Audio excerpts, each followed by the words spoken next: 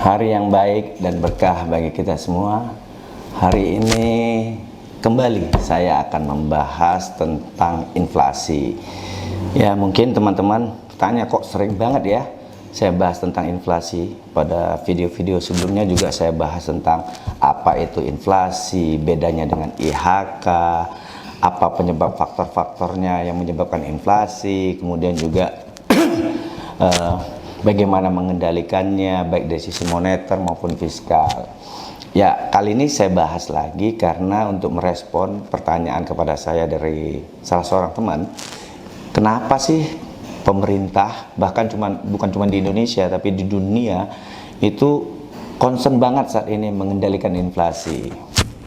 Nah gini teman-teman, pasca pandemi dunia itu sangat dipusingkan dengan kenaikan berbagai harga komoditas, baik karena isu disrupsi rantai pasok karena perang di Rusia dan Ukraina, kemudian juga pasca pandemi itu negara-negara mulai membuka diri lagi semuanya, sehingga permintaan melonjak sangat tinggi, sehingga kedua hal ini menyebabkan harga-harga komoditas naik. Nah, secara umum di dunia itu para gubernur bank sentralnya merespon kenaikan harga-harga komoditas ini dengan menaikkan tingkat suku bunga. Tujuannya untuk mengendalikan inflasi agar kenaikan harga itu dapat ditahan. Nah, pertanyaannya tadi, kenapa dunia begitu concern untuk mengendalikan inflasi? Saya jelaskan, karena gini, inflasi itu sangat berkaitan dengan berbagai aktivitas utama ekonomi. Perekonomian itu sangat bergantung pada konsumsi individu, rumah tangga, masyarakat, bahkan pemerintah. Sehingga perekonomian juga sangat dipengaruhi oleh tingkat investasi yang akan berdampak pada penciptaan lapangan pekerjaan dan penurunan tingkat pengangguran. Nah, orang yang memiliki pekerjaan itu akan memperoleh pendapatan. Dan dengan pendapatan itulah dia akan dapat berkonsumsi, baik untuk dirinya, keluarganya, dan secara agregat akan membentuk konsumsi di masyarakat. Sehingga dapat kita sampaikan atau simpulkan bahkan bahwa inflasi itu memberi pengaruh pada cost of investment dan cost of spending. Kita bedah satu-satu. Cost of investment atau besaran biaya investasi yang harus dikeluarkan seorang investor dalam melakukan bisnis, menjalankan bisnis atau usahanya. Nah, biaya investasi ini akan sangat dipengaruhi oleh tingkat suku bunga acuan dari bank sentral. Nah, di sini dilemanya. Tingkat suku bunga yang rendah itu akan menurunkan biaya investasi. Nah, saat suku bunga rendah, maka investasi akan naik atau meningkat. Kenaikan investasi ini akan menggerakkan perekonomian, sehingga melahirkan banyak kesempatan kerja. Nah, penciptaan lapangan kerja inilah yang akan mengurangi tingkat pengangguran. Artinya makin banyak orang yang memiliki pekerjaan dan penghasilan. Semakin banyak orang yang memiliki pendapatan atau penghasilan tadi, maka akan meningkatkan konsumsi di masyarakat, di mana peningkatan konsumsi ini akan meningkatkan permintaan terhadap barang dan jasa di pasar. Dan jika supply atau pasokan dari pasar tidak dapat memenuhi kenaikan permintaan tersebut, maka harga-harga akan naik. Nah, kenaikan harga ini kalau terjadi secara terus-menerus dapat memicu inflasi, sehingga bank sentral harus menaikkan tingkat suku bunga untuk mengendalikannya. Nah, sementara suku bunga yang tinggi itu akan menyebabkan biaya investasi yang mahal. Dampaknya investor akan menahan diri secara umum atau berhati-hatilah dalam berinvestasi. Dampaknya perekonomian mengalami pelemahan karena minimnya aktivitas produksi. Kalau aktivitas produksi minim, maka produksi juga akan turun atau rendah, yang menjadikan ketersediaan output di pasar itu turun jumlahnya. Kalau sudah output di pasar, output barang dan jasa di pasar jumlahnya minim, tidak mencukupi kebutuhan, ini akan mendorong peningkatan harga-harga karena ada kelangkaan barang dan jasa yang dibutuhkan publik. di pasar. Dan kalau ini berlangsung lama terus-menerus, ini akan mendorong terjadinya inflasi atau peningkatan inflasi. Sehingga apa? Tetap saja Bank Sentral harus mengendalikan inflasi dengan cara menaikkan tingkat suku bunga. Nah, kalau faktor kedua kita lihat bahwa inflasi itu dapat sangat mempengaruhi cost of spending. Artinya besaran biaya kita untuk berkonsumsi itu sangat dipengaruhi oleh harga-harga di pasar. Tingginya harga-harga ini akan menjadikan biaya hidup kita, baik individu, rumah tangga, bahkan masyarakat itu semakin mahal. Artinya untuk mendapatkan atau menghasilkan output yang sama dibutuhkan biaya yang lebih besar. Nah, secara nasional, kebutuhan pembiayaan pembangunan nasional pun menjadi lebih besar. Pemerintah harus mengeluarkan anggaran yang lebih besar untuk menjalankan program-program pembangunannya. Misalnya untuk menurunkan tingkat kemiskinan, tingkat pengangguran. Kalau sisi kesehatan, menurunkan tingkat prevalensi stunting. Ini menjadi lebih mahal karena inflasi.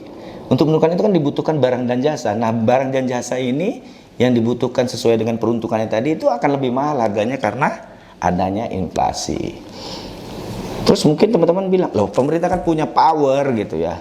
Ya udah keluarkan aja lah kebijakan penurunan harga gitu. Secara otoriter lah misalnya, di capping gitu, harga maksimal sekian. Ini kita harus hati-hati, pemerintah nggak akan sembarangan melakukan itu. Karena bisa saja kalau itu dilakukan, pemerintah misalnya, udah turunkan harga. Ini akan memperburuk keadaan. Karena penurunan harga akan mendorong para produsen mengurangi produksinya. Karena secara natural produsen itu akan berproduksi kalau ada untung. Kalau nggak ada untung dia nggak mau. Sehingga kalau harganya tuh diturunkan, dia mengurangi keuntungannya. Sehingga dia akan mengurangi produksinya. Kalau udah produsen mengurangi produksinya, maka ketersediaan barang dan jasa itu semakin langka di pasar. Yang pada akhirnya apa? Menyebabkan harga semakin tinggi naiknya. Oleh karena itu, yang dilakukan pemerintah adalah mendorong peningkatan sisi produksinya agar pasar dapat memenuhi pasokan permintaan yang dibutuhkan masyarakat. Dengan peningkatan produksi inilah maka harga-harga komoditas dapat dikendalikan yang pada akhirnya inflasi dapat dijaga pada titik yang aman. Dan dalam jangka pendek memang pemerintah dapat melakukan operasi pasar, yaitu membanjiri pasar dengan produk-produk yang dibutuhkan masyarakat pada tingkat harga tertentu. Tapi ini kan membutuhkan anggaran atau biaya yang begitu besar, sehingga tidak disarankan kalau dilakukan secara terus-menerus. Itu hanya untuk shock terapi pasar aja gitu. Nah, dilemanya kalau dari sisi cost of spending, kalau tingkat harga yang rendah, tadi saya sampaikan akan menyebabkan produsen enggan berproduksi. Kondisi ini akan menyebabkan kelangkaan barang dan jasa di pasar. Kelangkaan barang dan jasa ini akan mendorong naiknya harga-harga. Yang jika berlangsung secara dalam kurun waktu yang lama akan menaikkan tingkat inflasi. Sehingga pemerintah tetap harus turun tangan dalam mengendalikan inflasi agar pasar bisa bekerja secara seimbang. Jadi sekarang dapat kita pahami kenapa seluruh negara begitu concern terhadap upaya-upaya pengendalian inflasi. Pengendalian inflasi di sini bukan berarti menekan inflasi pada titik serendah-rendahnya. Karena tadi dilema tadi yang saya sampaikan, kalau itu dilakukan malah bisa dia fight back inflasinya, justru akan makin gila-gilaan. Tapi di sini mengendalikan inflasi pada titik optimumnya, di mana tingkat inflasi dapat terjaga agar cost of investment tidak menjadi mahal, sehingga para investor tetap aktif melakukan investasi dalam perekonomian. Di sisi lain, tingkat inflasi juga dapat dijaga tidak terlalu rendah agar para produsen tetap mau berproduksi pada tingkat harga yang masih memberi keuntungan, namun tetap terjangkau bagi konsumen untuk mengkonsumsinya. Kalau lihat dilema dan trade off ini, teman-teman mungkin akan mikir sulit banget ya ternyata mengendalikan inflasi. Emang sulit, tapi bukan mustahil.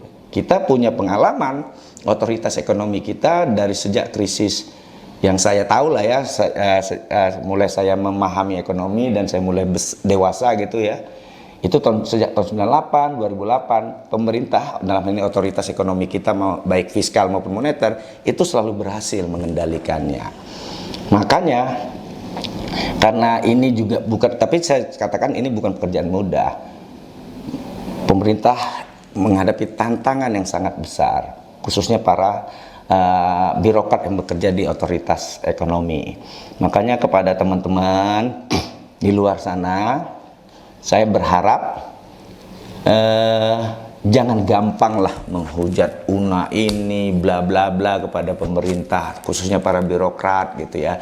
Dan kepada birokrat yang menonton ini mungkin bisa menjadi pencerahan, referensi untuk menjelaskan kepada teman, keluarga, tetangga bagaimana perekonomian atau inflasi itu bekerja, sehingga bisa memberi edukasi publik bahwa ada ruang-ruang perbaikan di birokrasi. Saya sangat setuju, tapi hujat sana tuduh sini itu menyakitkan loh bagi para birokrat yang sudah sungguh-sungguh bekerja untuk kebaikan dan kesejahteraan bangsa ini. Dan jumlah birokrat yang karakter seperti ini sebenarnya banyak banget, dari ujung Sumatera sampai ujung Papua. Itu banyak banget teman-teman, saya yakin itu, dan saya tahu itu.